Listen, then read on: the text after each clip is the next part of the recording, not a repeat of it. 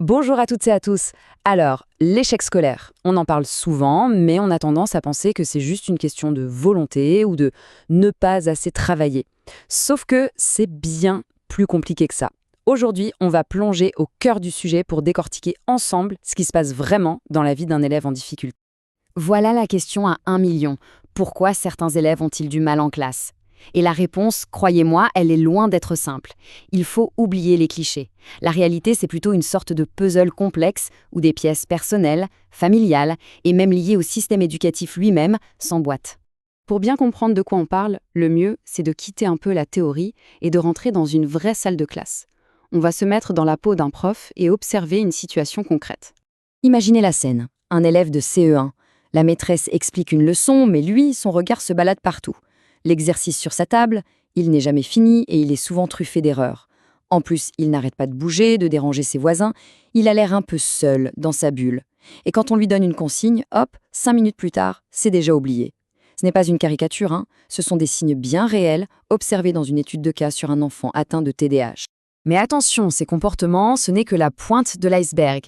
Qu'est-ce qui se cache vraiment derrière toute cette agitation? Pour le comprendre, on va explorer deux parcours, deux histoires bien réelles. On a donc deux élèves, deux mondes complètement différents. D'un côté, on a MG, qui a un TDAH. Pour lui, les difficultés en classe sont en fait le reflet d'une véritable tempête à la maison. Et de l'autre côté, une élève avec une trisomie 21. Son problème, ce n'est pas sa famille, non. C'est le système scolaire lui-même, qui est comme un mur face à elle. Et ce qui est vraiment marquant, c'est ce que dit la psychologue scolaire. Pour elle, le lien est direct, évident. Le désordre à la maison se transforme en incapacité à se concentrer à l'école. C'est la preuve que la famille, ce n'est pas juste un détail, c'est la fondation sur laquelle tout l'apprentissage de l'enfant repose. Maintenant, passons au deuxième cas. Là, les mots de l'enseignante font froid dans le dos.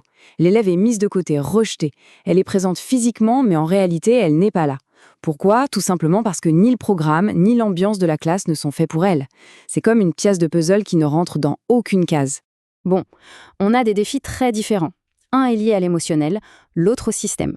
Alors la question c'est, comment on fait? Qu'est-ce qu'on peut faire? Pour ça, il faut ouvrir la boîte à outils des profs et regarder les grandes idées qui guident leur travail.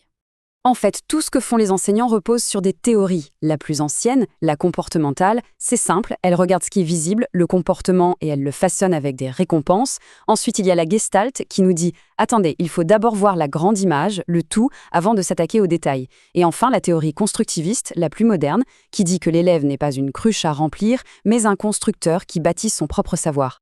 Mais attention, ces théories, ce ne sont pas juste des concepts abstraits pour universitaires. C'est un peu comme les plans d'un architecte. C'est ce qui va guider la construction bien réelle de la leçon en classe. C'est ce qu'on appelle les approches pédagogiques. Et là, on voit une sacrée évolution dans la façon d'enseigner. On est parti d'un modèle où le prof parle et l'élève écoute passivement, puis on est passé à une approche par objectif, où l'élève doit accomplir des tâches précises, et aujourd'hui, on vise l'approche par compétence. Là, l'élève devient un peu un détective. Il doit mobiliser tout ce qu'il sait pour résoudre un vrai problème complexe. D'accord, on a notre boîte à outils théorique. Mais très concrètement, comment ça peut aider MG et sa camarade? C'est là que ça devient super intéressant. On va faire le lien. Et c'est là qu'entre en scène une idée qui change tout, la pédagogie différenciée. Le principe est hyper simple sur le papier. Au lieu d'imposer un seul chemin pour tout le monde, on en propose plusieurs. L'important, ce n'est pas que tout le monde prenne la même route, mais que tout le monde arrive à destination, chacun à son rythme. Et ce n'est vraiment pas qu'un joli concept théorique, non. C'est une réponse super concrète aux deux cas qu'on a vus.